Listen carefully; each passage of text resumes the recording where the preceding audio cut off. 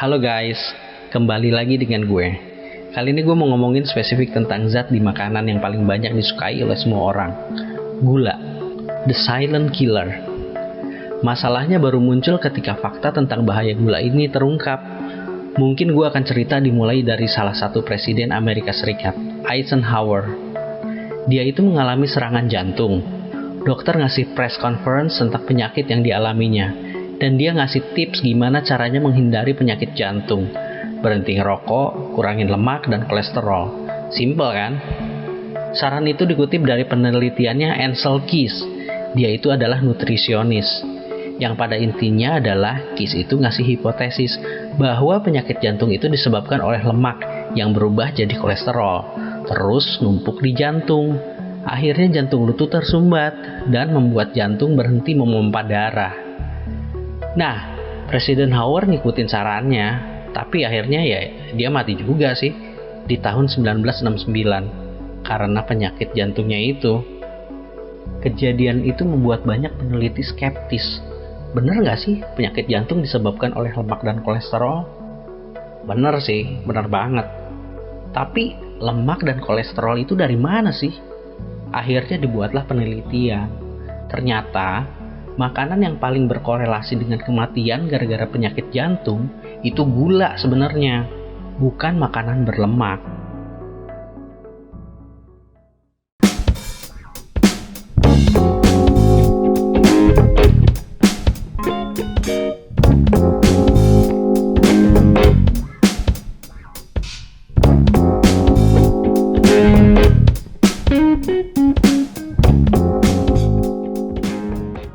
Oke, balik lagi dengan gue, Maxim. Gue udah ganti baju, cukur jenggot, tadi gerah banget. Oke, kita lanjut lagi ya. Sekarang gue mau bahas apa itu gula. Gula itu adalah zat turunan dari karbohidrat. Jadi kalau kita makan nasi, roti, lontong, dan temen-temennya, udah pasti ada gulanya. Kenapa gula dipakai di berbagai macam makanan? Karena gula itu membuat kecanduan. Gula ini merupakan zat yang bikin nagih.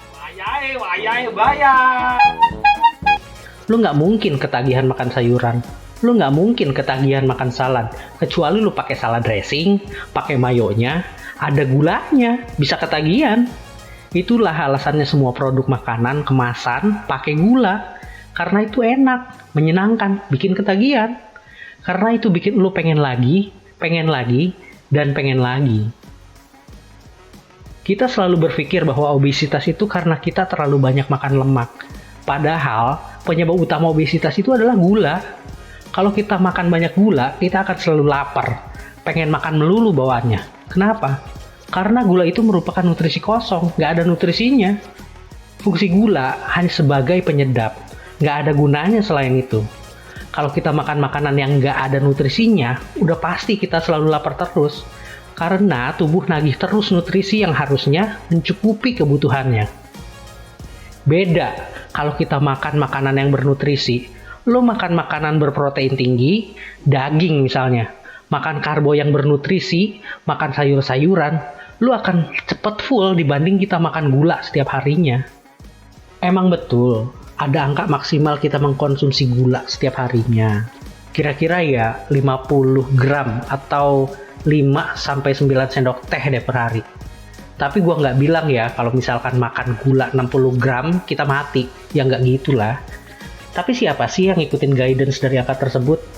Emangnya kita tahu kalau kita makan ketoprak berapa kandungan gulanya? Emangnya kita tahu kalau kita makan bubur berapa banyak gulanya? Emang lu tahu kalau makan nasi goreng berapa gulanya? Kita pasti melebihi batas maksimal konsumsi hariannya ya kan? Banyak juga makanan yang berlabel sehat tapi sebenarnya kurang sehat sama sekali. Misal, oatmeal.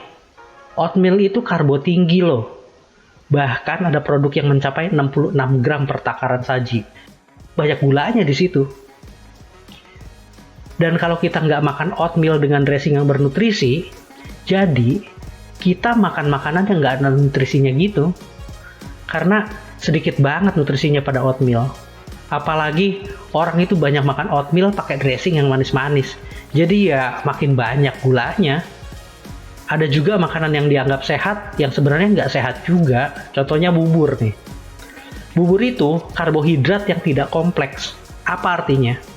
Bubur itu nggak memerlukan proses yang berarti untuk dicerna. Karena bentuknya aja udah cair, terlalu gampang dicerna. Tinggal diserap gitu aja sama tubuh.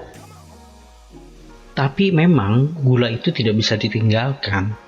Gula adalah profit bagi banyak perusahaan. Karena gula itu buat kita, keenakan kita, pengen lagi dan lagi. Dan juga banyak makanan atau minuman kemasan yang nggak bohong sih. Tapi lebih tricky. Contohnya gini nih. Gue pernah nemu minuman kemasan yang isinya sekitar 200 ml. Kecil kan? Cuma sepertiganya dari air mineral kemasan yang biasanya 600 ml. Jadi dia bikin nutrition fact-nya itu dibuat 2 sajian per kemasan. Jadi seakan-akan satu kemasan minumnya itu bisa diminum sebanyak 2 kali. Bayangin aja, ukuran 200 ml disajikan untuk 2 kali. Kenapa dibikin gitu ya? Ya supaya kesannya gulanya lebih sedikit. Padahal kalau pakai nalar nih, jadi sekali minum cuma 100 ml dong. Masa iya? Kedikitan kan? Jarang banget orang minum teh kemasan, sekarang diminum, terus disisain setengahnya lagi buat besok. Biasanya kan langsung diminum sampai habis. Dan coba deh, kalau kita perhatiin lagi, hampir di semua makanan, minuman kemasan, kita selalu melihat gula itu tertera di baris paling bawah dari nutrition fact. Untuk apa? Supaya kita nggak terlalu aware sama kandungan gulanya. Kita sering terjebak dengan istilah kalori intake. Padahal, perkembangan pengetahuan menyatakan bahwa kalori intake sudah tidak relevan lagi. Kenapa? Coba aja bayangin, kita makan daging, dengan kita makan gula, atau kita makan sayuran, dengan jumlah kalori yang sama, pasti beda impact-nya. Nih, contoh ekstrimnya. Lu makan 400 kalori yang berasal dari daging, sama lu makan 400 kalori yang berasal dari gula. Ya pasti lebih bertahan, nggak cepat lapar kalau kita makan daging sebanyak 400 kalori lah. Jadi, intinya bukan hitungan jumlah kalori, tapi makanan apa yang kita makan.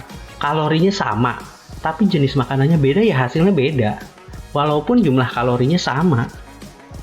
Jadi, ya pilih-pilihlah makanan yang bernutrisi dengan porsi seimbang. Dengan begitu, kita bisa tetap slim dan sehat. Karena tubuh terima nutrisi sesuai dengan yang dibutuhkannya. Dengan begitu, kita nggak cepat lapar. Dan masalahnya semua orang yang obesitas menyalahkan fat sebagai penyebabnya. Fat memang tidak bagus kalau kebanyakan, tapi bukan itu penyebab utamanya.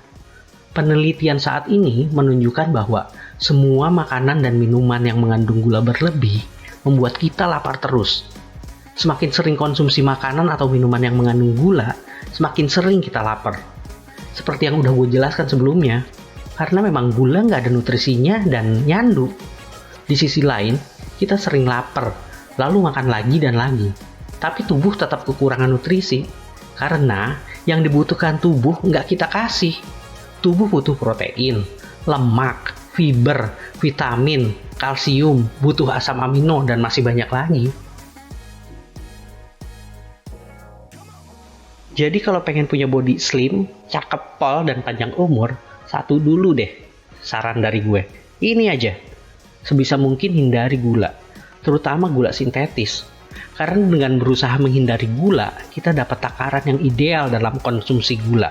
Karena kita lebih aware, dan harus diketahui juga, makanan dan minuman yang paling berpotensi mengandung gula berlebih, biasanya pertama nih, makanan dan minuman kemasan, terus junk food, lalu makanan yang kita beli yang pakai penyedap gila-gilaan. Lo tau lah, makanan itu kita sering makan di mana.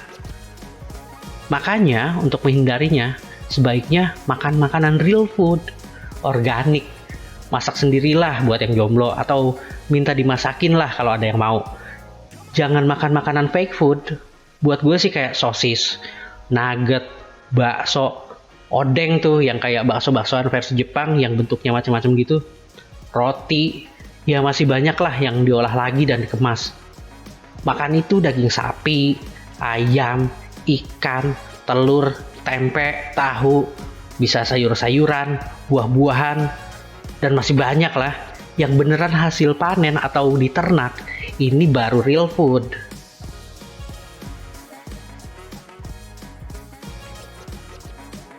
Nah, itu saran dari gue.